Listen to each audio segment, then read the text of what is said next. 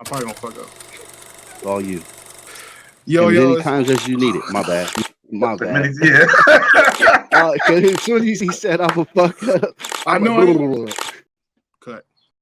Yo, what's up, y'all? This is Eric, man. Shout out to Thingz Of That Nature for having me on the show today, man. And y'all owe to yourselves, man. Stay healthy, stay blessed, stay hydrated, and stay out of trouble.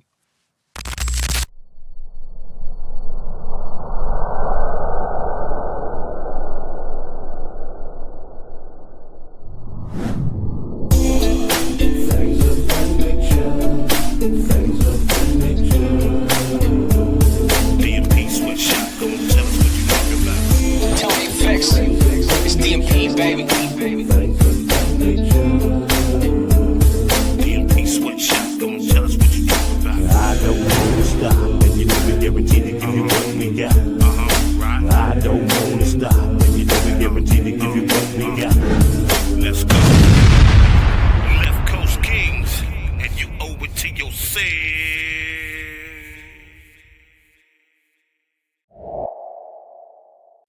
What's up with it, folks? Cal Grizzly the Chef, most of the time. Chef D, y'all know me as D-1, Left Coast Kings. What's happening? What's up, world? My Thingsters. It's Doc Madnezz, Thing 2, also known as Madman Smooth, from Sweatshop Recordings and Demolition Men Productions. You are now tuned in to one of the most upcoming podcast shows with two of the greatest that ever do it. Check the stats in a couple of years and watch. Things of that nature. Yeah, and you owe it to yourself. Man, what's good, Doc? What's up, man? You know, feeling a lot better. Getting back at what we do, what we love to do, and, you know, bringing our community more good information. How about you? Oh, man, you know, always in a good mood. You know what I'm saying? I don't have enough energy to be in a negative one. So, you know, it's not worth it sometimes. It's not at all. Yep, just chilling, man. Little sun peeking out today, you know. Yeah, about damn time. I mean, it was raining though. Don't get it twisted. It just started raining, but yeah, the sun said, "Okay, I'll come out for a little." Right. Yeah. But other than that, man, shoot, chilling, bro, chilling, living life. That's what's up, man. You got to. It's too short, man. You know it. What's on today's agenda? What we got popping on this? Man, Things of that nature. We always got it, man. We always got it. That's for sure. Another one's blessing us with a lot of information, but this time it's in the sports world, man, and more in the, you know, I know y'all football heads and, you know what I'm saying, that runs your family, but I think we got an oddball, right? We got one that does some basketball. Yeah, we got a hooper. We got one of the hoopers of the fam, yeah. So I guess we could take a quick break and then come back and get into that unfiltered combos. Like we always do about this time, pimpin'. You do know that. Pillow talk. Pillow talk. Pillow talk. Gotta get me with your sexy little pillow talk. Pillow talk. Pillow talk. Pillow talk. Gotta get me going with your sexy little pillow talk. Oh, don't you know we got all the time in the world? We just gotta let them know that this is all now our world. Oh, we can't worry about what the other people say, because they will think what they wanna think anyway. So I just keep it moving, keep it pushing right on through. And I want you to come with me side by side and do the same thing too. All right, y'all. Welcome back. Like we always do about this time, man. I know y'all ready. Get your popcorn, get your blunt, you know what I'm saying, your piece, your tincture, whatever it is that's going to make you sit down and relax and enjoy some information. Go ahead and take notes as well, y'all. We got Eric Perry, man. This man is blessing us with a lot of game. We're about to jump right into this, man. Unfiltered combos with Eric Perry, y'all. Let's go.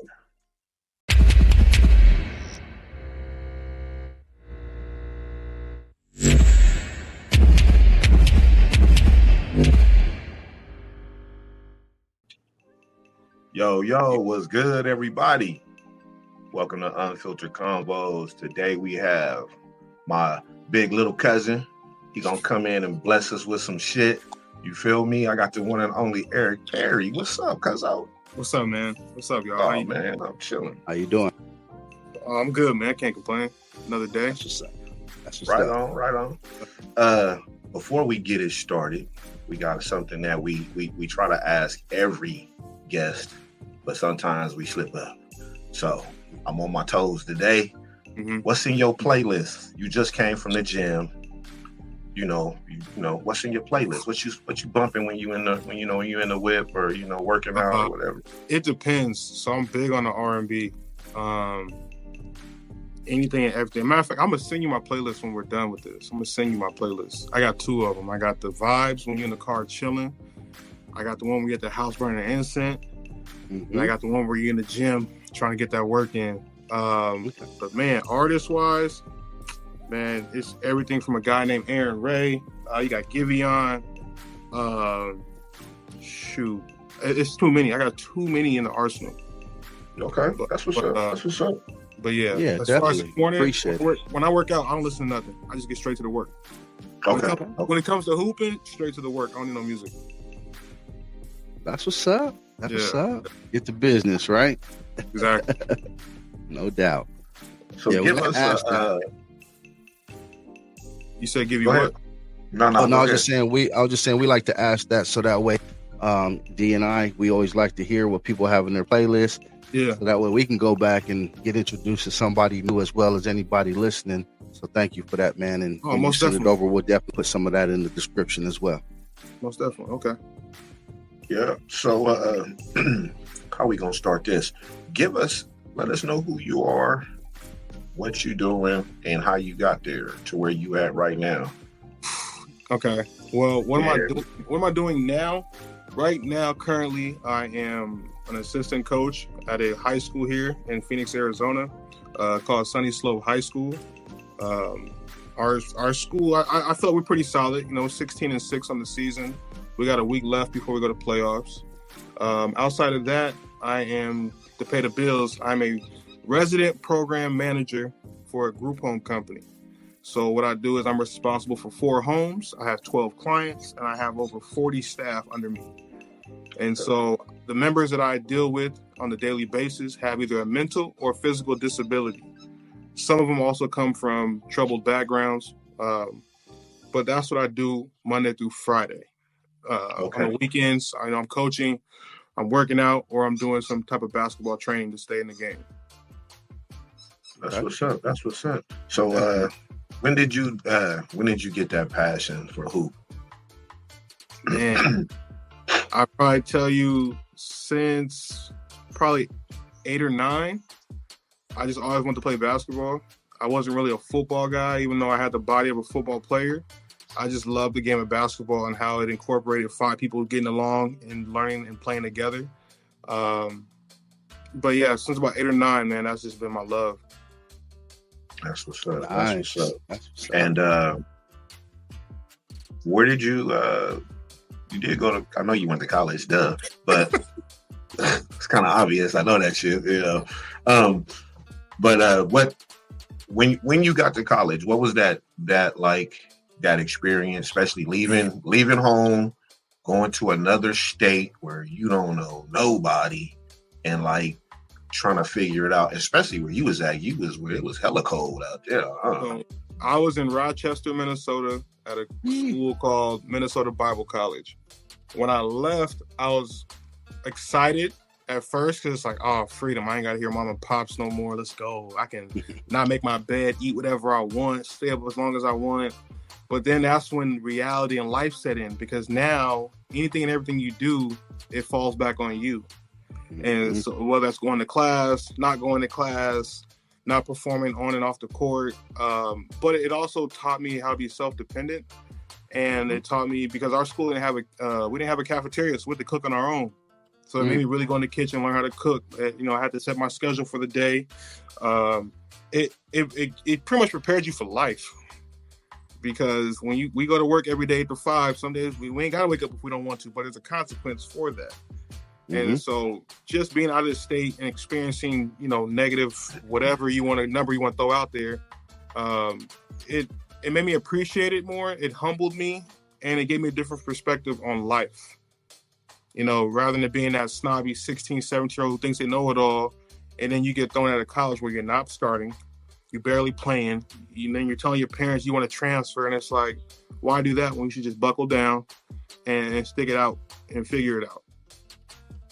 So, I mean, my experience out there, man, it was cool. There's days where I hated it, but there's more love than hate from going there.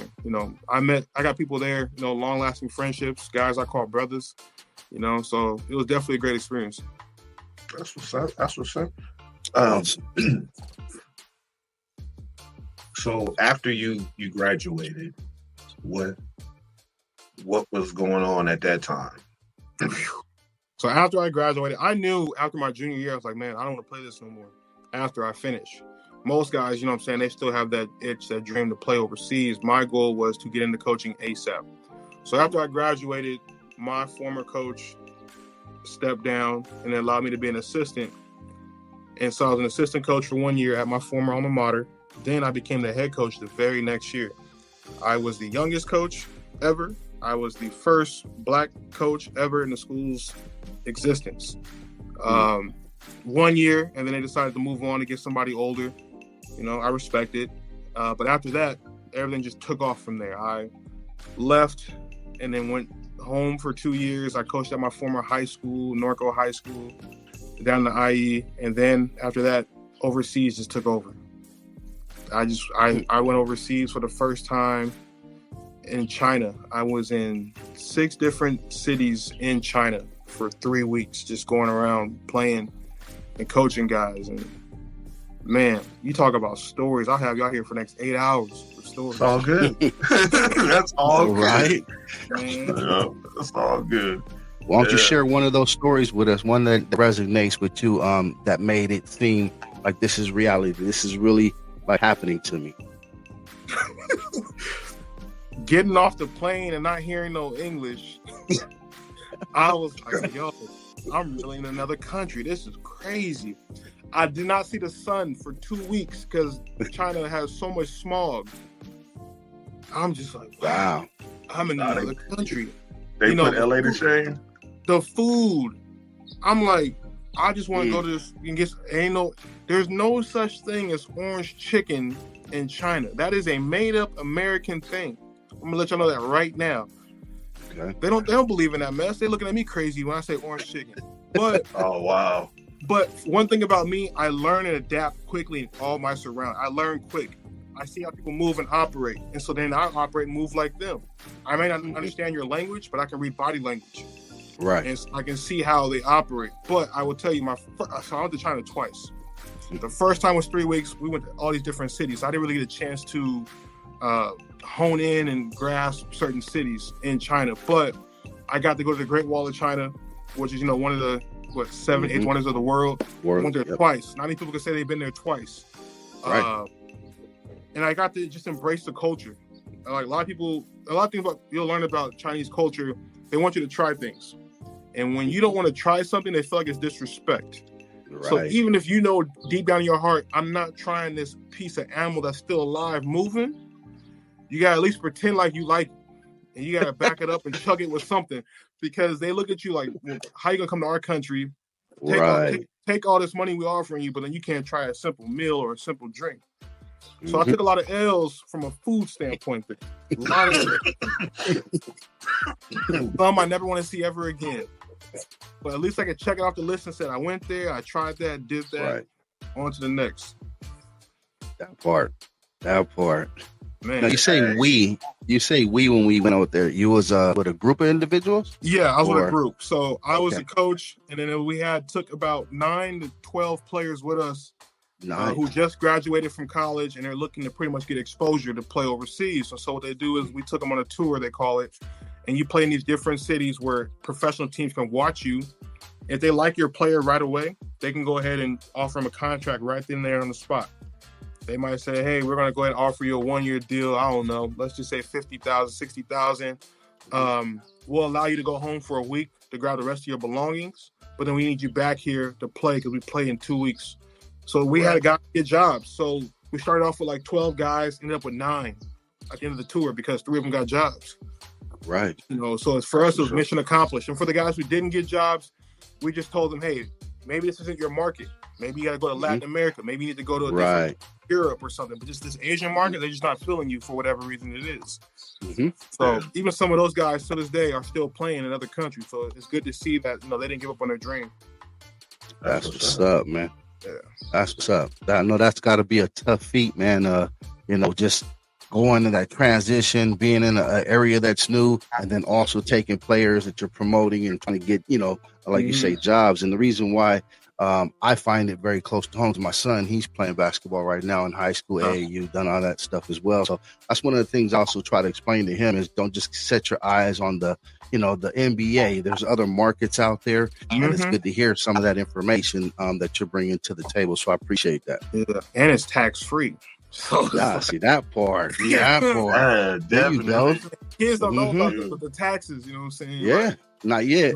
You know, so like I'll give you an example, and you know, hopefully they don't say nothing, no one catches this. But like, let's just say hypothetically, pay you $20,000 for the month, and you get ready to go home. You obviously can't carry $20,000 on a plane. What's going to happen? They're going to stop you. They're going to search you. They're going to confiscate that money.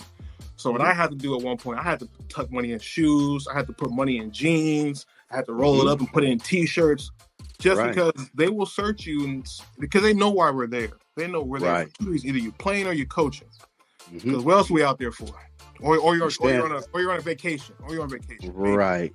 So it's like they'll scan you, search you, ask you what you're doing, how much money have you made. Oh, sir, I only made $2,000 when I was here. Because they don't have the right to go through your clothes unless they see it through the scanner. If they don't see it through the scanner, then you good. Now you come home with extra bacon that you ain't got to give to Uncle Sam or whoever their Uncle Sam is. Right.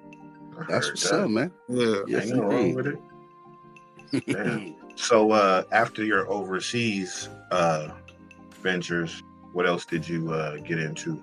It didn't stop there, man. I've been to China, Hong Kong, Cambodia, Malaysia, Thailand, Indonesia, London, Puerto Rico, Canada, coached in all those different places. Just most recently, I was in Indonesia and Canada as my last 2 stops. If you ever get a chance, Lord willing, to get to go to Indonesia, it's probably one of the best places I've ever been. People are amazing. I got a chance to go to Bali, man. If heaven looks like Bali, oh man. That's what's up. I'm telling you, it's so peaceful out there. People are amazing. I got to do all the, you know, ATV riding, going all that good stuff, man. It was just, it was truly like one of the moments I sit in my room. I'm like, damn, I'm really blessed to be here. Like, they could have chose anybody else to be here doing this job. You know what I'm saying? So I took that job seriously every single day. Because that's what's up. We don't get these opportunities like this, especially people that cook. You know what I'm saying? Right. That part. On that. Yeah. Preach, my nigga. Preach. We get passed over a lot. So, okay, you got to think, in the Asian market, they only want us to hoop. They don't expect us to be coaches. Right. The people they hire for coaching, they hire more or less the Europeans because they like their style of play. They look at us as individual, one-on-one type players. You guys aren't the type of people we want. So we only want you to help us win games by shooting the ball, dribbling, and dunking. But when you add an extra value, extra layer to, you know, who you are, now they look at you differently. Okay. That's what's up. That's what's up, man. Out of all the markets that you've been into, like, and comparing it to what we actually see in the NBA, but you get to see it firsthand at all those different areas, markets, how does that compare? Or if you had to gauge it, would you say, because you get a lot of discussions about, you know, overseas play is more physical than in the NBA and so forth and so forth, and how the best players that are here in the States now are people that are coming from foreign countries. Can you elaborate a little bit on that, or what you've seen firsthand?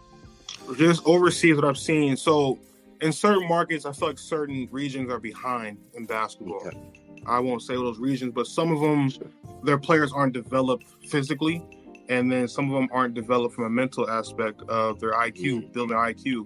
But then you do have certain countries, I'll give you like Indonesia, for example. They have a decent farm system when it comes to getting their youth players ready. You know, in Europe, the reason why they're better than us to an extent is because in Europe, what are you doing? You are pretty much taking this 13-year-old who you know is going to kill, and you have him playing pro right away. Right away. Well, let's say your son who's 13, he has to go to school from 8 to 3. He then has to, you know, go home, do chores. When you're overseas in Europe, you're playing at 13. They're teaching you about contracts. They're teaching you about the game. So now by the time you're 16, 17, you're already a vet, ready to play the NBA against grown men because you've been playing against grown men since you were 13. Right. And so that's the one thing I would say that's different between us and overseas countries is they develop their kids quicker. And they have their kids strictly focusing on the game while still learning the ins and outs of, you know, the daily life things. But they don't really sit in the classroom. Right. Like they ain't got time for that. Right. That's what's up, man. Yeah, I see that a lot where they would also move them, you know, basically almost like in dorms. So they're away from family even, and they just get certain time where they get back or family will come visit. So basically their focus is strictly on what they're there to do, and that's, you know, develop. If you ever look it up, the NBA has academies all around the country. India, China, they have them in London. They set those academies up so they can find the next Joel Embiid. They can find the next Giannis, find the next Luka. So the NBA is catching on as far, okay, crap, we got to go ahead and get over there, put our hands on some of these players to give them the right toolage to be successful. You know, the NBA is in our backyard, but we have AAU. We have high school. So kids still got to go to school. But NBA is taking these kids over in the other countries. Forget school, come over here and learn the game so we can have you in our game hopefully in the next 3 to 5 years. Right. Wow. Yeah, man. Thank you for shedding light on that. Yeah. I'm sure there's a lot of individuals that don't get it and they just hear it from a standpoint of, once again, it's here, but actually hearing it from somebody who's witnessed it and been a part of that firsthand, man, I know that's going to resonate with a lot of individuals, bro. So thank you for that. Most definitely. Yeah. Do you how often do you work with NBA players? I haven't in 2 years. I used to when I was living back home in LA. It'd be every day. Okay.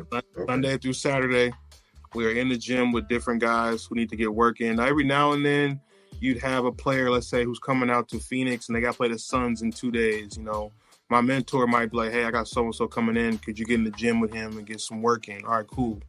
No problem. But I haven't done that, like I said, in probably like 2 years. Okay. Yeah. All right. That's what's up. Man, hey, they just on the speed dial, huh? Nah, man. Get him in there. Hey, call Eric here. It's a process, man. It's a process, man. Gotta get clearance from certain universities to even use their gym.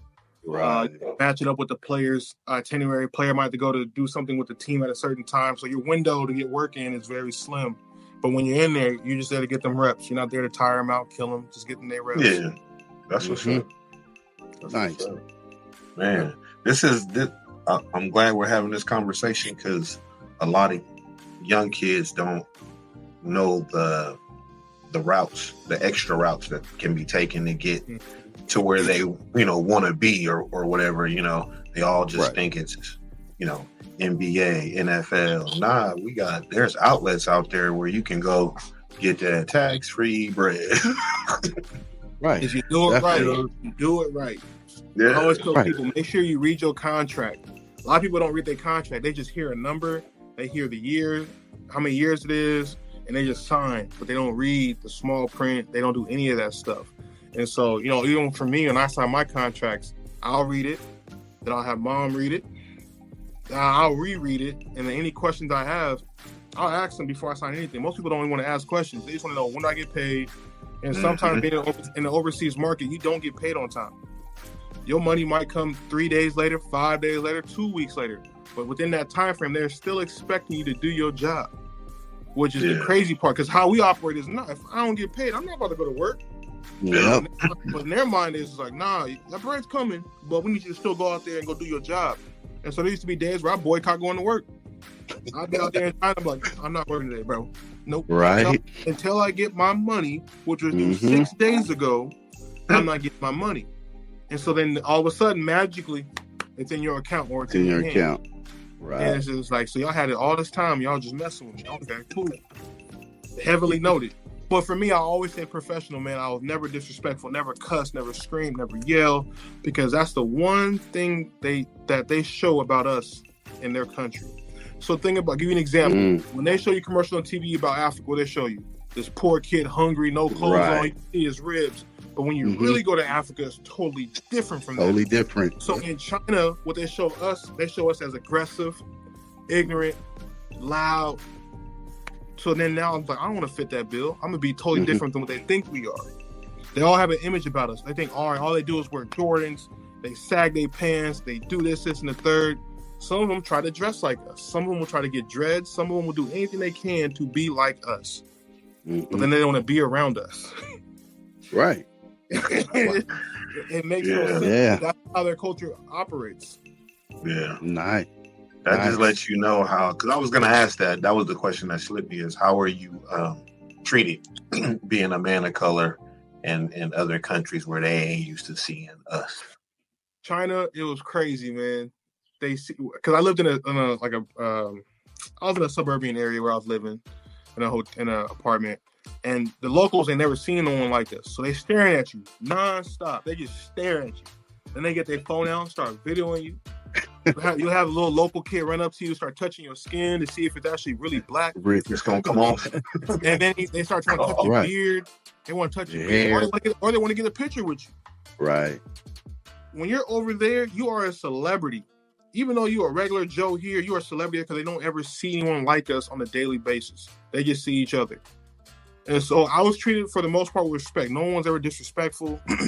If they were disrespectful, I didn't understand the language. You know what I'm saying? Like, oh, you probably talking about me, but it's cool. As long as you keep smiling, as long as you continue to respect me and respect my bubble, my space, we're all good. I'll take photos, I'll sign your little autographs, but like at the first I was like, why y'all want me for? I'm just a coach. Don't you want them? They don't care. You black. Yep. Nice. It's crazy how the perceptions that are fed about us to other countries. You know what I'm saying? Like, that's a trip.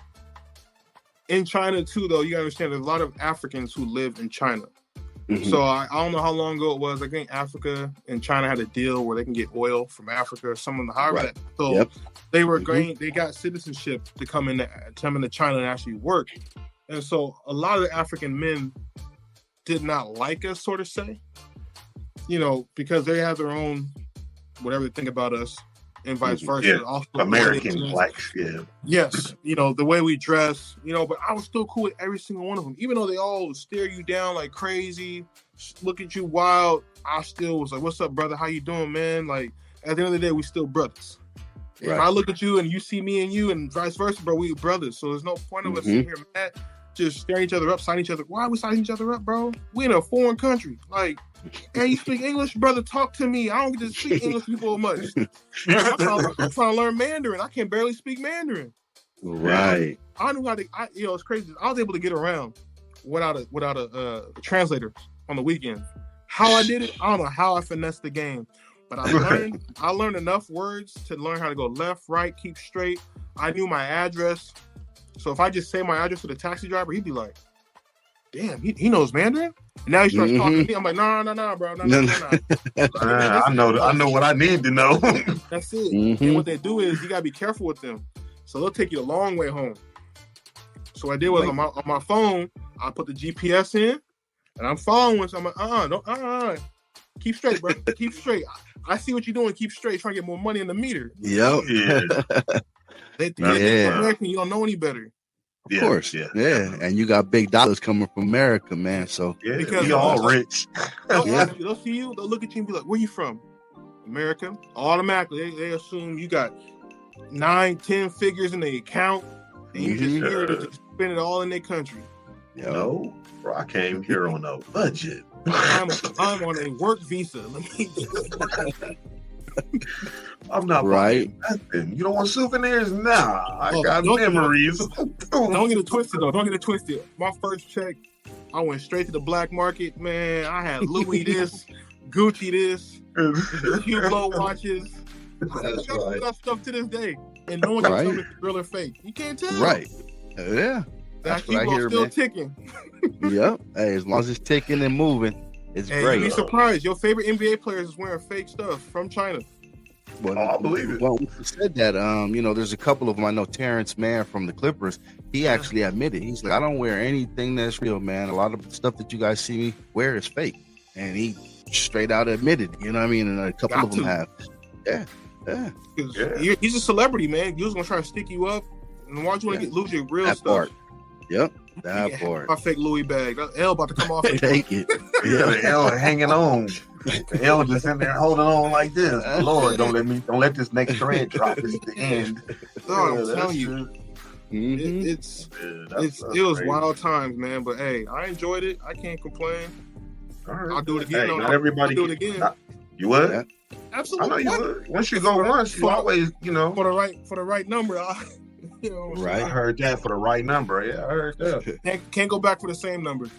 Because my thing is, if I'm giving you a product and my product is successful, I'm not coming back for the same number for the same product. Right. You got to go ahead and up it a little bit. Put me in first class.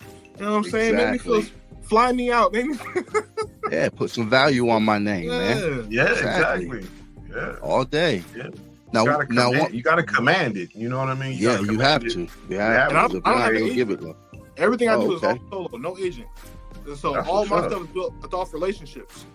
So anytime I go overseas to any country, if they have like a Western restaurant, I always tell somebody, hey, let's go grab some food. It's on me. Mm-hmm. I just want your time. All I want is your time. Because I don't want something from you right now in the moment, but I'm gonna keep you in my back pocket. When something does come up in 2, 3, 4 years, I can reference back to, hey, what's up, man? How you been? How's your family? Whoop-de-whoop-de-whoop. Hey, I see this job opening. What can I do to go and put my name in there to be selected? What are your thoughts? Oh, Eric, man, how you been? Whoop-de-whoop. I'll put your name in. Absolutely. Okay, appreciate that. Just based off of having a meal with someone in their country, off of just pure friendship, not wanting anything. Most people want stuff in the moment. Nah, I already have a job. I'm already here doing a job. Mm-hmm. Yeah, man, I heard that. Moving wisely, bro. Yeah, playing chess, not checkers. Man. Yeah, man. Now, are there any other countries that you would, I'm not going to say give a name, but some that you just would refuse to go back to? Just it wasn't a good experience? I mean, of course, going for the first time as an experience, but just saying, hey, you know what? I wouldn't do that again. I don't know, man. China got the bag, but I don't know if I can go back. I did a year. I did a year in China. I did a year. I make it sound like it's prison. It's not prison, but like I did a whole year out there. Right. I had a roommate. I had a roommate. If I did not have a roommate, I would have not made it out. I wouldn't have made it. Okay. Like me and him, we went through some stuff, man. Wow. You know, I met Dale out there. Dale came to China that year. I was like, oh, for real? Man, shout out to big cuz Dale. Man, he came out, saw my apartment, saw where I was living. He was like, "Oh damn, they got you out here." It's like, "Yeah, dog, I'm in the trenches." They had me living with the crazies. But China because they probably said, "Oh, they used to this in the moment there." Make them feel at home. Dog, like they reuse their oil, so like, I go order a burger. It's the same oil from yesterday for something else. Yeah, bro, that's horrible, bro.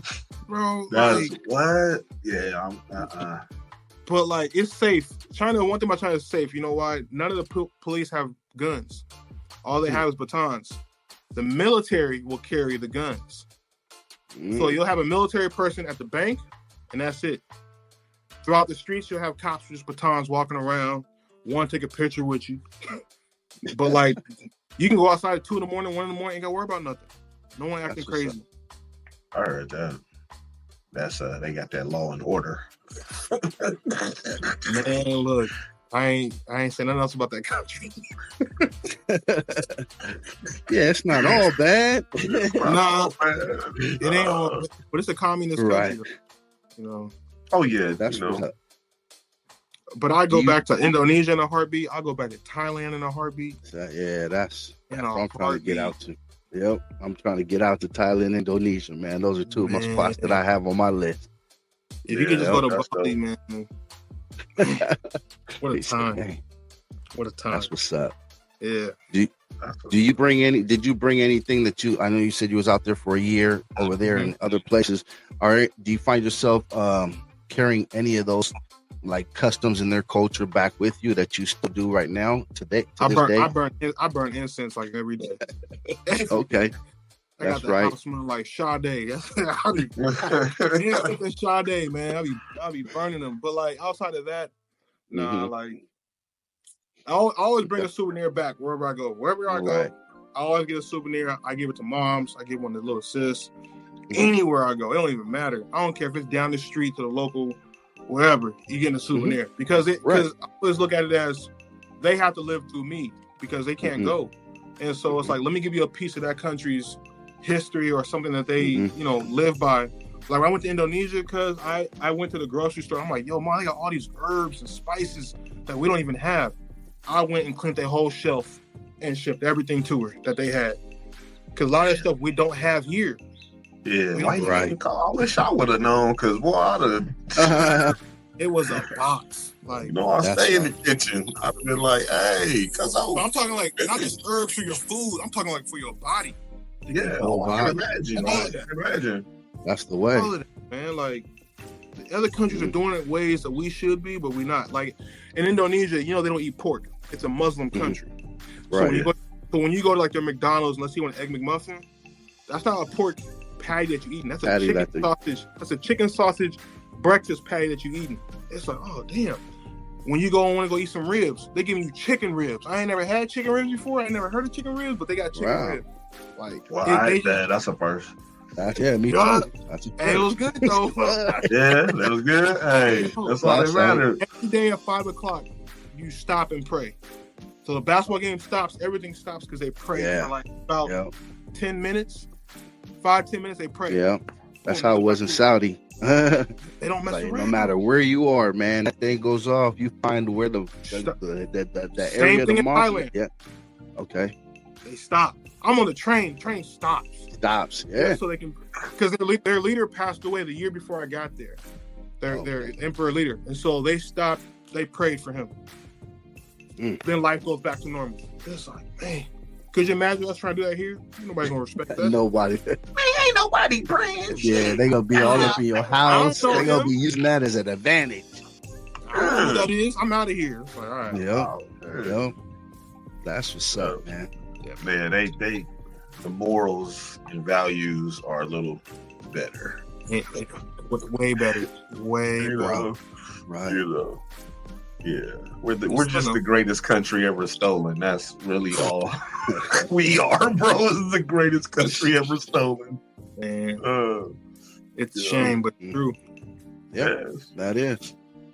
How much do you advise your players when you're coaching? As far as I know, you said that you don't have an agent. Is that something that you advise other individuals? You know, as far as they're going through this period where they're just learning and absorbing all the information as possible. Would you consider that to let them know? I would say get an agent, but you have to do your homework on these agents. You don't want to get somebody who has a bad rep, or someone who no one trusts, or someone who's kind of a snake or a weasel. You really got to do your homework. And if you're someone who's under 6'3", you really got to be someone that they're going to take and invest in. You know what I'm saying? There's a market for everybody to play. No one, I mean, you can go to Latin America, go down to, Argentina or, Bolivia somewhere and go play for $500 a month.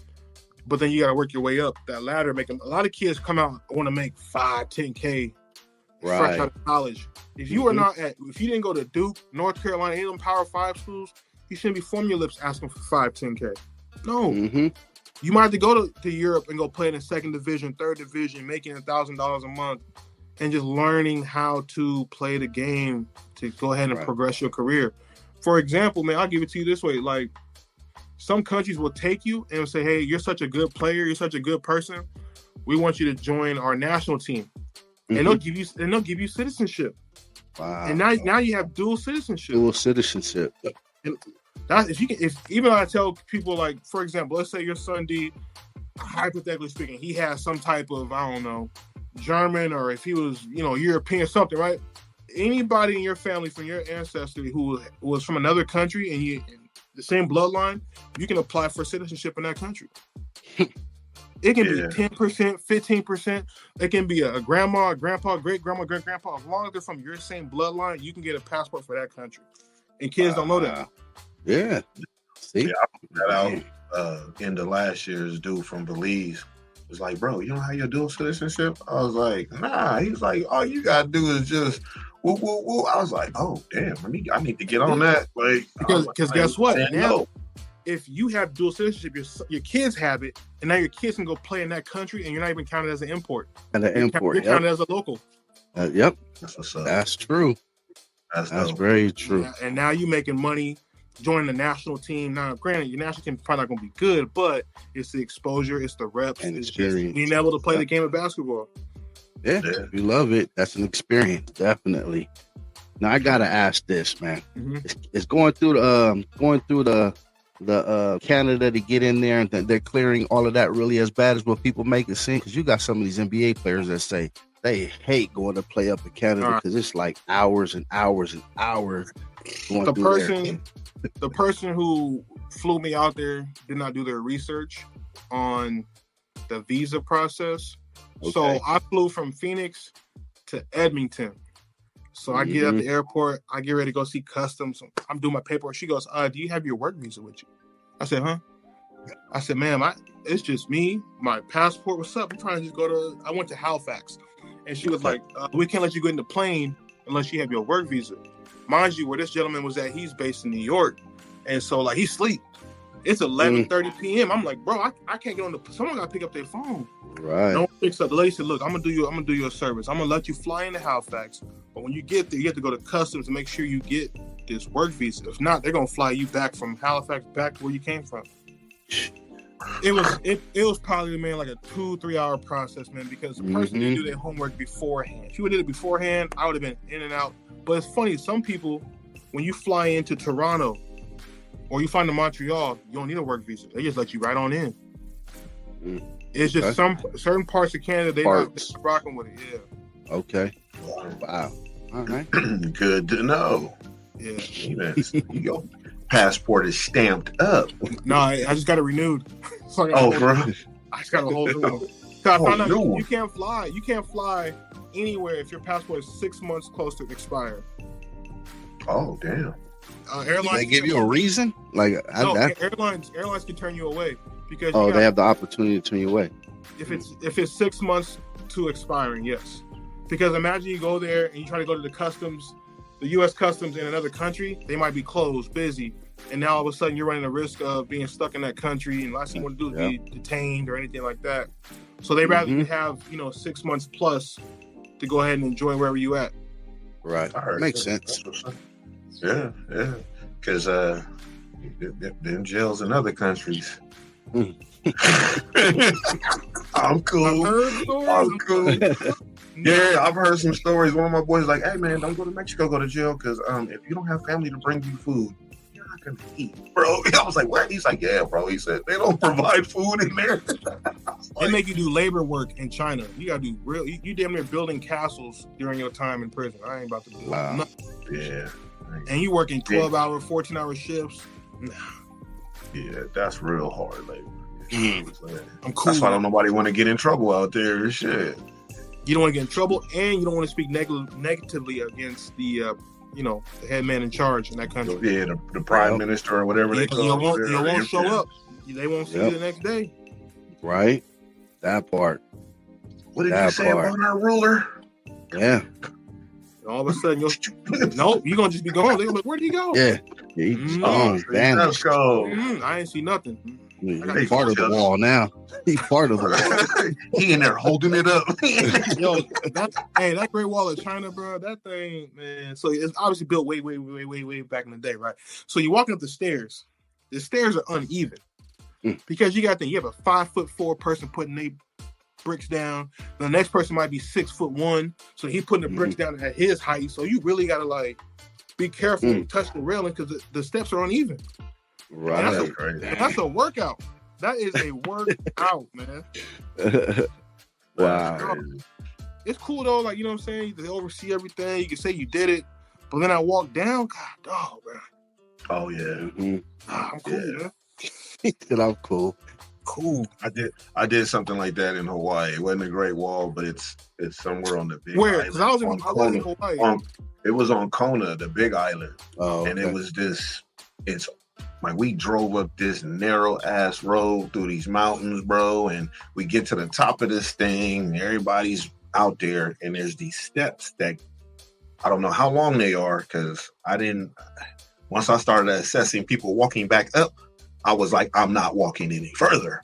Like I walked to where I could get some good pictures with the Nikon. I was like, yeah, okay. I seen, man, it's like a flight of steps that go down to the beach off the side of a mountain, right?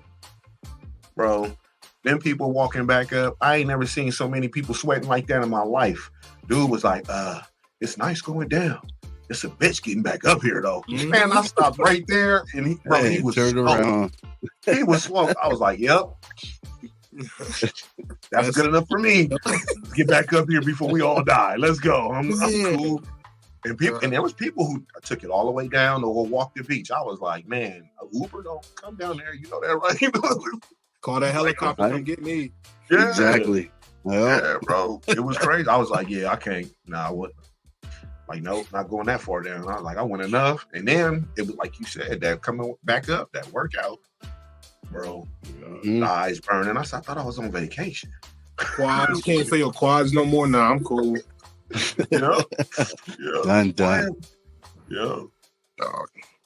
That's what's well, we're going to go ahead and have to take a quick break, y'all. We're going to go ahead and continue this lovely conversation on Unfiltered Convos with Eric. We'll be right back. We got to pay some bills, y'all. Like, you knew what I wanted and how I wanted it. Oh, we connected in a way that was beyond.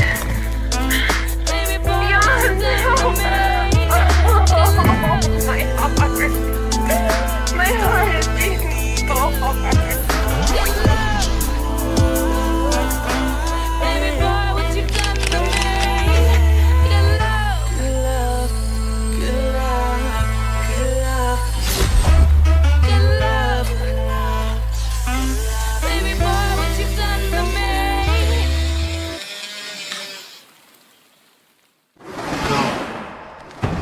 You know what? Find this.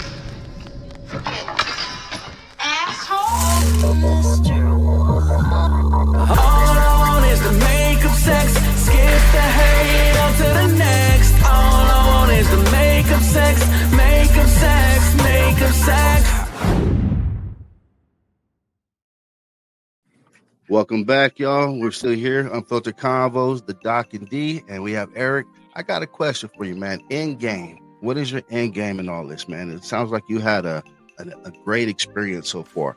Where do you want this to lead for you if you had your choice to go ahead and carve your path? Where would you want this to end up? Honestly, man, I just want to continue to just share my knowledge with whoever, however. I don't care about the level. When I first got into this, yes, I was one of those people who's like, man, NBA. But then it's like, in the NBA, what are you dealing with? You're dealing with 7-figure people, 18, 19, even 30-year-olds, telling you what they are going to do and what they're not going to do. So it's like, all right, let me try college. College, you're dealing with what? 18 to 21-year-olds, and you're letting them decide if you're going to keep a job or not. Right. You know, based on their performance on and off the court. Mm-hmm. So, I mean, for me, man, I just feel like wherever God wants to use me in this, that's where I'll go. You know what I'm saying? So that's why even for me now, I wasn't too big-headed to say, oh, high school. No, I did high school. I'll do it. Because those are the kids who need to be poured into the most. Mm-hmm. Because they need it. They got too many yes men in their corners. Right. And so I keep it real. And they say, oh, you always hating. I ain't hating. I'm just letting y'all know what other people won't tell you. That part. The truth. That's the truth. Yeah. And we just talked about that. Yep. Man, that's awesome, man. These kids are funny, man. These kids, they think they know it all. They want to be grown so fast. Mm-hmm.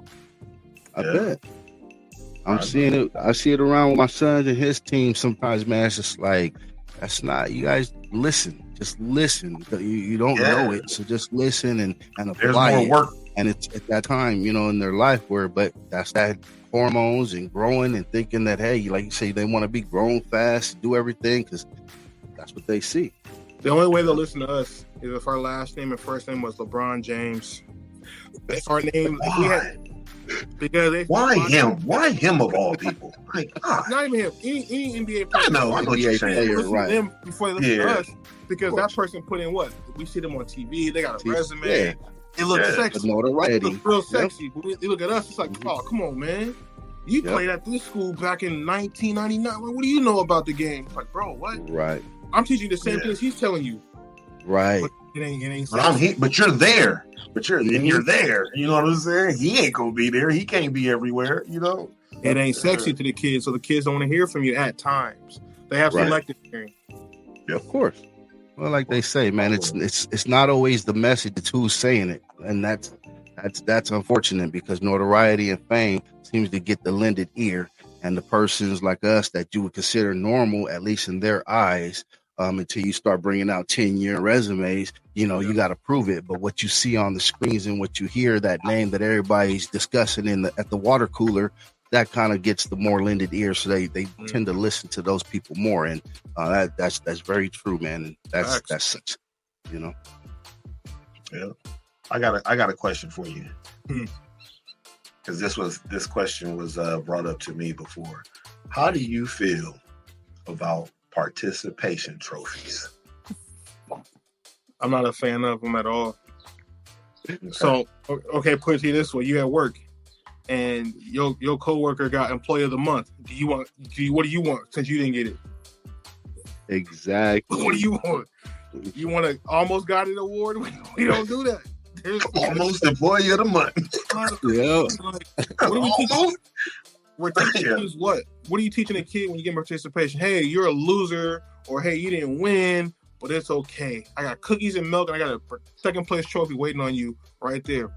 Even when I lose in like high school game, if I lose in a championship game, I don't want, no. Right. If I did not win the big one, I need to learn from that loss. I need to learn from it. Don't give me a trophy saying, hey, it's okay. Nah, what are we teaching? Mm-hmm. That part. If you ever look at people who do get second place trophies, even in like professional or high, they always get that sad face. Because why the hell are you handing me this trophy? And I just lost. You want me to smile for losing? Yep. Exactly. Make it make sense. Yeah. I got a second place in a cooking competition. That shit just laid on the top of the entertainment center. All the first place ones was showing, but I was like, why did I get this? And they cheated. I was like, I just laid it down. I don't want this shit. No, don't get me wrong though. If I'm in the Olympics and I get that, yeah. Right, yeah, that's the Olympics. We're going against the world and the world of elite. That's the world, yeah. That's different. Yes, I agree. That's a feat. Yeah, that's an accomplishment everybody doesn't get to make. To even say just to say you went is good. Right. If you come back with, I don't care if it's bronze, be like, yep, you can get one. Right. Yeah. I got third out of how many countries over there? Exactly. Yeah. Countries. Yeah, and the best representing those countries. So definitely. So when you can that's get there, the only ones. Yeah, that's the only ones. Yeah, the Olympics. I can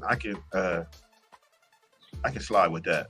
You know what I'm saying? Because that's the best amateurs or professionals in the world competing against each other. That's something different. You know what I mean? That's something different than, your local AAU. Thank you guys for I remember one year my son got a runner-up for the NorCal championship. I was like, runner-ups? I was like, why do we have these? This is bullshit. Fuck these little trinkets. Man, I don't want no runner-up. Don't give me that, bro. If I didn't win, I don't want no runner-up. When you go to a high school game, go look in the banners. Schools are hanging runner-up banners. That's not an accomplishment, bro. Man, that's not an accomplishment. That's worth. I don't agree with that. I don't agree with that at all. No, you either won it or you didn't. You either win it or you didn't. That's just like that in conference thing with the NBA. If the Lakers put up a banner, I'm gonna be pissed because fuck that shit. We did put one up. Yeah, they did. They did. They did. Yeah. Oh my, yeah. Okay, yeah, they did. That's dumb, bro. Yeah. That is completely stupid. That means nothing. That doesn't mean anything. We won the end season and can't get to the playoffs. It does not. Sorry. It does not. Come on, Eric. What does it mean? And I'm a Laker fan, bro. A lot of those rookies who are making $20,000 for the whole season, Bron just put extra $500,000 in Right. That part. But you don't need to hang a banner for that. It's in your pocket. It's in your bank account. So I don't think you need to hang a banner, my dude. Well, I don't need a banner for that. If the Clippers would have won, they would have had a parade. No, we wouldn't have.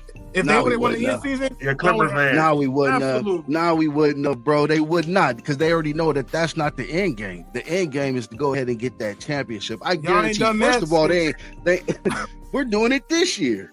I heard that last year. I heard where are y'all going to be? Where are y'all going to be though? Where are y'all going to be? They had Chris Paul. They had JJ Redick. They were injuries all year. Injuries. That's the only thing that's any that playing the sport. Injuries. You're right. You're absolutely right. But every year the Clippers put these expectations on themselves. Right. And I always say, if healthy. I will always end it with if healthy. That's any team, bro. Do you guys count the bubble championship? Yes. You know why I count that? You know why I count that? Why? Because you're a Laker fan? No, I'm gonna tell you what. Nah, I would have respected whoever won. Men who are in a bubble with no distractions, no women, no families, no nothing. Right. The only thing you have to focus on every single day was hooping, which makes it even harder to win because there's nothing there to distract you. It's just pretty much playing pickup in a bubble. So that was probably the hardest championship the Lakers ever had to win. I would agree. Can I add something to that, sir? Yeah. All right. Let me add this. There was teams that were forced to be there that people didn't want to be there in the first place because they wanted to be with their families in this time where they didn't know what was going on. So you had teams that had a deciding vote and the majority went and said, okay, so you already got players that don't want to be there. I understand that. But mentally, bro, come on. You know it from playing the game mentally in that aspect. I'll give it, but I don't think it should be. Doc, could you be away from your family for 3 months and I'm paying you $20 million, $15 million? Not in a time where that was, bro. I hear what you're saying. Sports should have took a back seat in the time where we were going through something, and some of those players felt that. It's a money grab. It's money grab. We know that, but I mean, I'm just giving the real where people were like, hey, we were outvoted to go. I didn't want to be there. That's why you had some players that did dumb stuff and was getting in trouble because they didn't want to be there. Toronto, let's say for them, they were out here for a month. You know what I'm saying? They couldn't even go and see nobody. So, I mean, I get it. But technically, all them Toronto dudes are probably from the United States. So they probably have to get out of Toronto. You're right about that. You're right about that. Right. We get to stay in Orlando? Hell yeah. So but think about I get you. If the Clippers would have won that bubble, you would have been hooting and hollering, huh? I would have. All right. I'm taking my bubble championship. I still would have said it was an asterisk with it on my side, though. I still would have hoot and hollered, but I still would have said it would have been an asterisk. Y'all got this new stadium about to be built, man. This $1 million stadium. We got to go in there. Yeah. And y'all about to put high school jerseys in the rafters. Come on, man. Who does that? Who does that? I know, bro. I don't agree with it. That's we about to see Don Lugo in the rafters. Like, what we doing? Come on, man. Yeah, I got you. Oh, I know it's tough for the Clippers. Hey, bless your heart, man. You're a real Clipper fan. I am. Bless your heart, man. I am, bro. I've been one since they played on UHF. So, yeah. And the biggest part about that is that I lived right down the street from the Forum during that time. So I just was never a Laker fan. My whole family, except for my mom, was Laker fans. And it's just like, I'm like, yeah, it is. And I don't know what Lebron does for the league besides, 42 free throws to 3 and a 4. You know what I mean? Come on, bro. Like that Hollywood Lakers stuff got to stop. He's the GOAT, man. He's the GOAT? Think about this, brother. Now he's the GOAT? Think about this. Not to me. Obviously, Mike, because it goes by everybody's era. Right, era. I agree. If you go by that era, then yeah. You go by eras, Mike, right? For me, Kobe's always going to be number one in my heart. Kobe, all day in the paint. When I met Kobe, I was the only person who ever had me starstruck in my life, ever. Understood. LeBron, he used to work his camp, huh? Yeah, LeBron did 20 years of consistent numbers.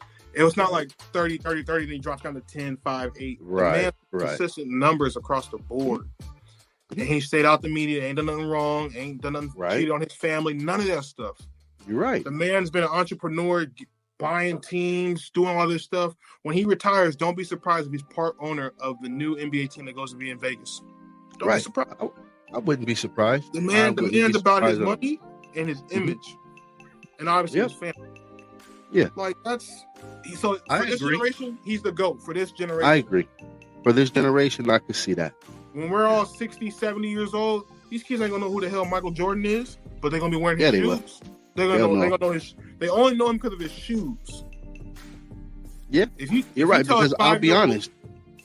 Not to cut you off. I asked my son. My son is 14, and his it's not LeBron, it's not Michael, and it's not Kobe. So you're right. It does go with what they see, what they're able to witness firsthand, and then after generations and eras in, then they will be forgotten about. So I agree with that. Sucks that's going to happen. That's why they're putting out so many documentaries on our favorite GOATs. Right. Mike had a documentary about Chicago. Hopefully kids are watching it and seeing like, wow, this man's really, revolutionized the game. And then you had Kobe, who was just literally the same person as Mike. Then you got LeBron, 6'9" point guard, or 6'9" everything. Bro. Imagine having hype as an 18-year-old and living up to it. Now that part I do say he was the hype. He was the first high school game on ESPN that's ever been televised, that ever had coverage. So when you got that on you and you still produce, and you, like you say, you still stay focused and all the media stuff. Now I'm not gonna say he's no stains on his name because we ain't gonna get into the performance enhancement companies that he owns, and I know you gotta be taking that shit if you own it, but that's whatever. I'm not here. There's no proof of that, right? Yeah. But I'm just saying though, but like what you said, from high school and carry that on your shoulders, the face of the league since high school, I'll give him that. You got a circle. You got to have a nice circle to not get in any trouble, do anything wrong. Like his circle is A1 for them. Yeah. And that's why he got everybody in his circle got what? Some type of job within his empire. Yep. I worked with LeBron once, right? Once in my life, I got to work with LeBron. That man likes to be treated like us. He walked in the gym and say, "What's up, brother? My name's LeBron." I know who the hell you are, man. But just for him to do that, like it just shows like he wants to just be a regular person at the end of the day. Right. Like the dude spends about $2 million a summer just on his body. Yeah. And he works. It shows. He works. It shows. It definitely shows, man. Because I mean, he hasn't even slowed down. I mean, of course, since his youth, but I mean, man, he's still got a lot more to give. Unfortunately, but at 39, he could play till he's damn near 45. He gonna mess with Tom Brady shit. I believe it. And like I say, unfortunately, but yeah. He'll be a Clipper probably. You know what I'm saying? No way. No, he'll be 44. No. You know what? I'll play for the Clippers this year. Okay, so let me ask you this hypothetically. So if Kobe would have ended up that Clipper trade, you would have became a Clipper fan, right? Nah, never in my life. No, purple and gold. So you would go, dog. Purple and gold, dog. Magic Johnson, my favorite Laker. All day, off top, Magic. That's what's my favorite number. My college number was 32. Okay, because of Magic. Yeah. I'm like another 6'9", all that, 6'9" guard, right? Yeah, 6'9". Come on, that no look. Come on, Magic. The floor general, man. Shit, the original. I was going against Mike, man, at that time, and I couldn't see him over Mike, bro. Nothing. So, that's cool. But that's what sports is good for. Good debate. 17-time world champs, man. Just gonna throw it out there. 17-time world champs. Not all him, though. Nah. It's cool. 17 times though. But yeah, right? 17 of them. Yeah. Right. So. Nice. Man. Shit. I got one more question for you, man. You got another question? Yeah, I do. Do you do like private, like say for instance, I know you coach, but do you have do you do like somebody wanted to hire you to do private lessons? I know not just people that are already in the league, but up and coming young players. Do you do stuff like that as well? You would? Yeah, I did. Okay. Yeah. All right. It's just, some kids are not as developed as others, so I have to tweak my workouts based on the kids' IQ and all that good stuff. Because most kids want to do, bro, when they go in the court, what they want to do? They want to roll out the ball, shoot threes. Yep. Shoot threes. Everybody want to be Steph. Steph changed the game. We got to think about this. if you can name on your hand, how many guys have changed the game, transcended the game? Mike transcended the game. Kobe did. LeBron did. Steph at 6'3", got all these kids outside stepping. James Harden at one point. James Harden, Because what was he doing? He was stepping back 3 steps, fade away. Yeah. Or looking for contact for layups. Like, there's certain players that we can say, yo, that person legit changed the game. Mm-hmm. Russell Westbrook changed the game. Averaging triple doubles. And people are like, oh, he ain't good. Bro, he averaged a triple double. No, like, that's average. That's average, bro. Like, that's average. Average. And he's 6'3"? No, Russ is tall, bro. Russ like 6'4", 6'5", bro. He's 6'4". Okay. Yeah. I seen him, bro. Right. I take your word. But I mean, Russ, when it comes to playing pickup ball, he forces you to call a foul. Like, I had the ref a game. I'm like, oh damn, that's a foul. He's like, call a foul. I'm like, oh my God. I didn't want to call it because like when you're watching them play up close, you're like, man, none of that shit's a foul. None of that shit. Right. But then Russ will be like, oh damn, oh. Yeah. Like, the antics. But that shit be looking real. Mm-hmm. That shit be looking like, oh damn, that was really a foul. Shit, my bad. Your ball up top. Your ball. Right. Them pickups in the summer, man, they be legit. Some of them. Yeah. You know, it's funny. The guy I used to work with, my mentor, man, shout out Chris Johnson. Like, he's one of them dudes that never wanted to post on social media. Never. He's like, no, I don't want to work out there. I don't want to be in that. So I'm like, yo, you got to show the world the gift that you have. You have to show the gift. Right. And, you know, kudos to him now. You know what I'm saying? 500,000 followers, blue check. He's got everybody in the game he's working with. But it's like, if he would have kept that same mindset and just not done any of that, none of us would ever see any of the work. Now, some people hate people who post content online. I get it. Some of it's watered down where people are just doing content to get content. But like, if people really can like find someone who's actually showing you genuine content to help you learn it's free game. It's free game. Yep. Every kid should be on the social media, not watching highlights, but watching this trainer or this coach giving you free game that you ain't. It's free 99. Yeah. Why not take advantage of that? You're right, man. We didn't have YouTube growing up. Hell no. We had Encyclopedia Britannica. That was our social media, bro. That's all we had. Our homeboys used to be our trainers. We used to train each other. I used to go to the park and go hoop at the park. I used to beg to get in at the park. Let me get on. These kids nowadays, it's like, it's entitlement. It's all entitlement.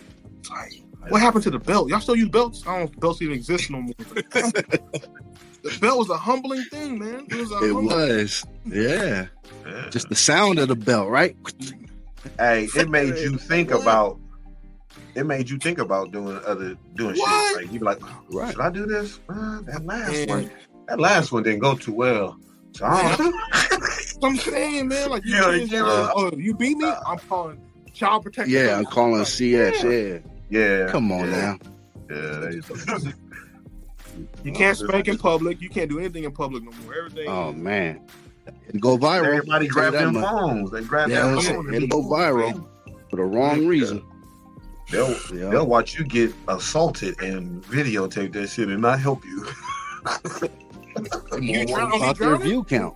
He drowning. Get this on film. Get out there. Look at him. He should have learned how to swim. It's crazy. Oh, this whole world is just evolving, man.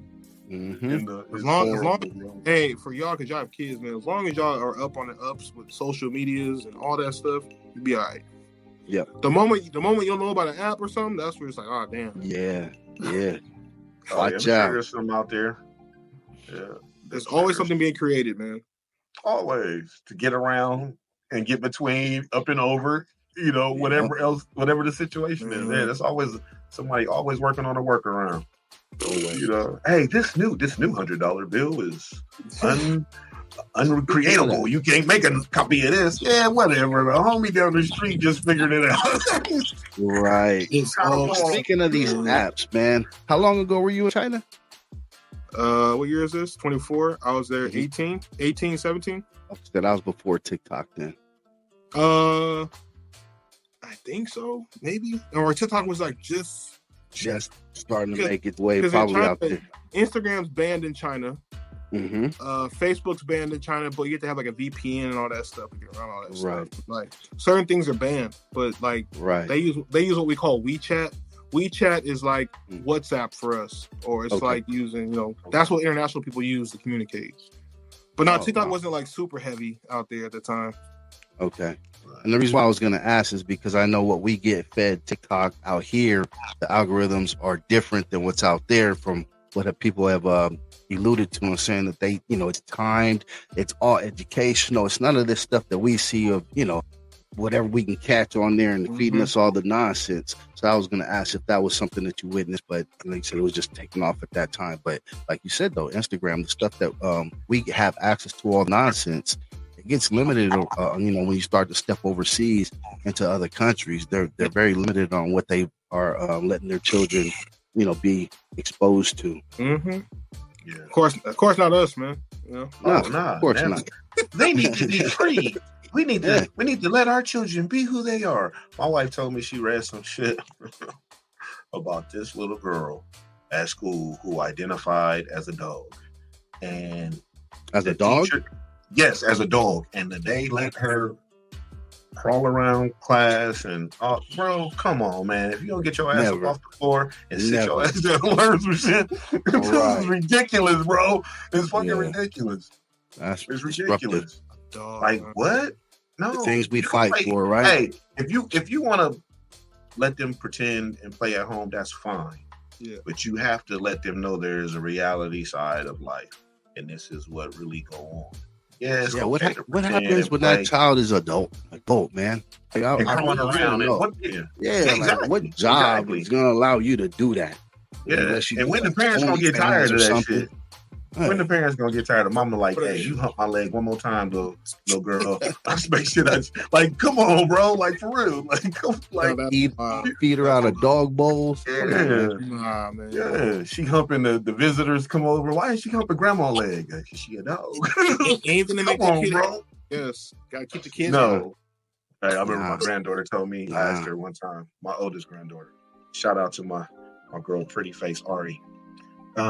She told me. I said, what you want to be when you grow up? She said, a princess. I said, girl, they don't exist. That shit's only on TV. Boy, I broke her fucking heart. But I didn't care. I was like, sorry. She was like, no, that's only on TV. I said, you want to be like a doctor, a lawyer, a nurse. You're going to have to do something real, for real, in real life. She was young, bro. She just looked at me. I was like, yeah. I looked at my daughter. I said, no, don't let her think that shit real. No, that's just fake belief. They exist in Europe. Shit, only a couple. that evil bitch lasted forever over there. She didn't even want to die to have it anymore. Yeah. Anybody else be a princess or nothing since. Wow. Hell no, that shit ain't real. That's just a Disney movie. Fuck that. For real. Gotta be something like. So Eric, what advice would you give to the youth, man? Just coming up in basketball, sports, or even considering coaching in that aspect. What advice would you give to them? First things first, if you don't have one, get a mentor. You got to get someone. They don't necessarily have to know basketball, but they want to give you life lessons or jewels. You need to get that person in your corner ASAP, because there's going to be times in life where life gets hard, or a lot of men, even like us, we like to keep things to ourselves, bottled in. If you can get a mentor, get someone who can really like pour into you as a man or a young boy or a young woman, do that. Next is have a work habit. Have a work routine. Like, don't just go to the gym to go to the gym. Have a routine. Go through it. Don't just go in there and do wasted reps. You want to make sure you're getting in good reps every single time you're in the gym. If you can take somebody with you, each one teaches one, right? So if you can take your homeboy, your teammate, drag pops out the house, just rebound for you, just anything to have someone be there. Because at the end of the day, if you're doing it by yourself, sometimes you're going to go in there and work hard. Other times you're going to need somebody in there to hold you accountable for when you aren't going hard. And at the end of the day, man, only do it if you love it. Don't do it if you don't love it, and if someone's forcing you to do something you don't want to do. Exactly. Those are the tools, honestly, to help them be successful. Awesome. That's what's up. Yes, sir. Look at that, y'all. Free game. Y'all all just day. Got free game. All day, man. And here's a man who goes around. This is what he does. He's been in multiple countries doing it. Sometimes you don't want to hear it from us, but maybe you'll hear from him. Passion starts there. Yep. That's what's up. Exactly. Well, man, it was any shout outs you want to give? Yeah, any shout outs. My bad. Any shout out you want to give to somebody? Thanks for a little bit, cuz, man. Bring me on the show, man. It's all good. It's all good. One day I'll be your hype, man. One day, man. But for now, it's all good. It's all good. Appreciate you, man. Shout out to family, moms, pops, sis, brother, Devin, Dominique, aunties, everybody, man. Everybody. You named the whole clan. You the use whole government. That's what's up, man. Oh, I don't know anybody nicknames. I don't either. Shit, we don't have none. I do appreciate you, fellas, man. Thank you, man. Appreciate y'all. Right on, man. We Thank appreciate you for taking your time. Yeah, taking that time and blessing us with some game, bro. I appreciate you. And yeah, we got to get Lil Bro on the show too. Yeah, absolutely. Yeah, we got to get him on. He got some experiences. He could let these young high school kids know that he's going through, currently. So I think that'll be a big plus, man.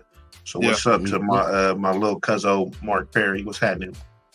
Tap in. Tap in. You have any social media handles that you want to plug out there? Do I? Yeah, I have an Instagram. It's ePerry, EPERRY 88.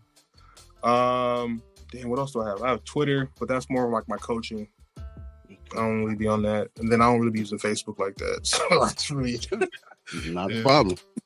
That's what's up. That's what's up. Yeah. But nah, it's love, man. Thanks, fellas.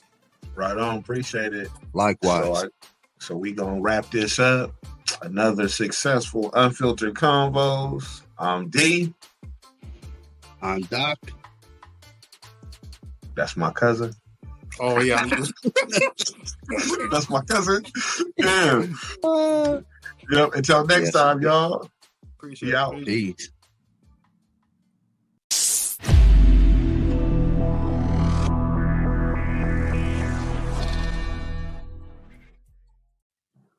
Man, that was a lot to soak in right there, man. I gotta give another shout out to my big ass little cousin, Eric Perry, for blessing us, because he taller than me, so he the little big cousin, yeah. But right. Man, that boy is he been around the world. Hey man. That's a blessing too, man. He's doing what he loves, is passionate about it.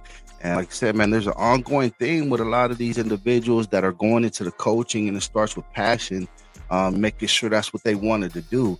And like he said, he knew after, pursuing the collegiate aspect of the sport, he knew at a certain point, he was like, you know what, I'm done with this part, chasing that, but I want to get into coaching. And he gave a lot of jewels, man. And I say one of the biggest things that I took away from that, my guy, is networking.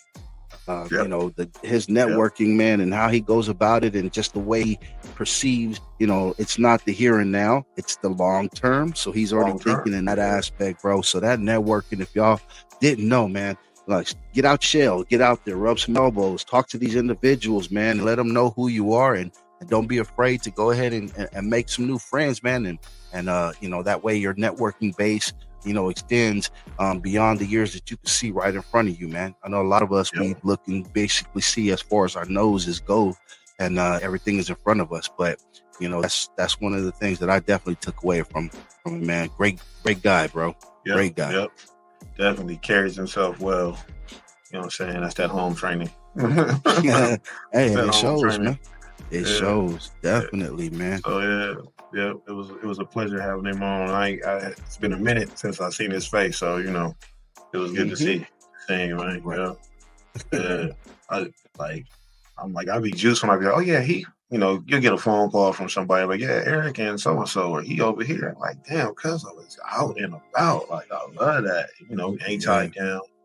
Sam, and he married, you know what I mean? So he has that ability to go out there, see the world, and live his life, and then maybe settle down. I don't know. Who cares? That part. You know what I'm saying? That part. Yeah, that's big. A lot of it goes, without saying. But that is something that does need some shedding light to, is that because of the choices that he has made to not tie down, to not have children early, that opened up the floodgates for him to make choices, to be able to go and travel, see the world, doing what he loves to do, and not have to worry about like, hey, let me get back home, or maybe I can't take that job, or I can't take that trip this time because, wifey, girlfriend, fiance, child, whatever the case may be. And I'm not saying that, we know his personal life, but I know that's one of the things that a lot of student athletes, in the collegiate world, or once they become into the chasing that pro bag, that's a big hindrance, man, because now you're doing it because you have to do it, and some of that passions kind of gets hidden underneath, man. So I like to shed light and say salute to that individual, because he is allowed to do that. And I can say myself that there's been dreams that I've followed, but it kind of like had to take a back seat at some point, because I had children early in my life. Nothing that I would change, but of course, it just opens up a lot more for those individuals that kind of wait to have that a little bit later on in life, where they're a little bit more settled, more mature, probably, and being able to see and say, hey, you know what, I got experiences when I wasn't. So. Oh yeah, for sure, man. Yeah, follow your dreams. Prioritize. Always. You know what I'm saying? Prioritize. If you're really gonna chase that goal, whatever it is, you got to know that you got to be willing to sacrifice some stuff. Right. And sometimes it could be a relationship, or maybe not getting involved heavily in one because you don't want to cause any issues, or all that. I mean, it's a lot to go into it. So you guys out there, you young people, man, think through your process, enjoy your life, and figure things out. But you're gonna need a plan. So yeah. Definitely. And you gotta work to make that plan happen. And ain't no poof, magical nothing. Ain't no fairy god, nobody's none of that shit. So, if you want it, you gotta be willing to sacrifice to get it, whatever it is. And underline that word, sacrifice. And that's exactly the reason why, because something is gonna have to come with a sacrifice. You're already sacrificing to get there, to prepare to be there.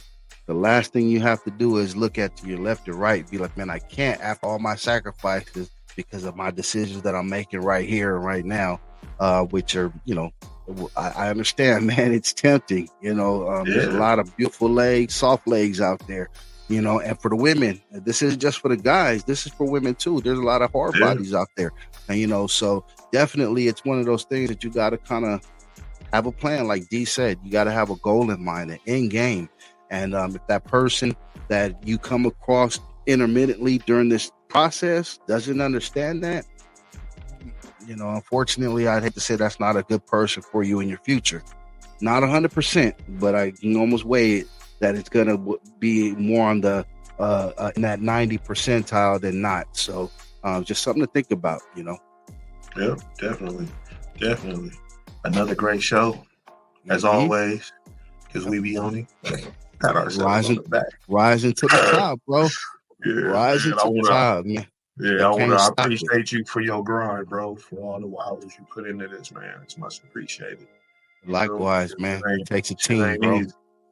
But it takes a team. I'm a team player. Let's win. That's what he's talking about, right? All we want to do is win. All we want to do is win. Yeah. So for thing 1 and thing 2, things of that nature, y'all owe it to yourselves to keep tuning in, keep sucking game like a sponge. You feel me? Y'all, man, stay tapped in. Remember, description always gives you more information. So if you're trying to get in contact with us, if you ain't seeing all of the things flying across the screen on our emails or our social media, and if it's one of the individuals, the guests that come on here and bless with some information, all that's going to be in the description, man. So, I know y'all don't like to read. Y'all like stuff being shown at y'all. Just take a moment, slow down, man. Pump them brakes, Speedy, and go ahead and tap into that description, man. Go ahead and take us out, D. Hey, man. I don't even know what else to say. Stand on your shit, people. Just stand on it, man. That's it. Be 100. My dog just seconded. Who says y'all better act right? Get your shit together. That's it, man. Like, stop talking and do. Let's get it popping. Until the next time, man. We out. Things of that nature. Things of that nature. DMP Sweatshop, come on, tell us what you talking about. Left Coast Kings, and you owe it to yourself.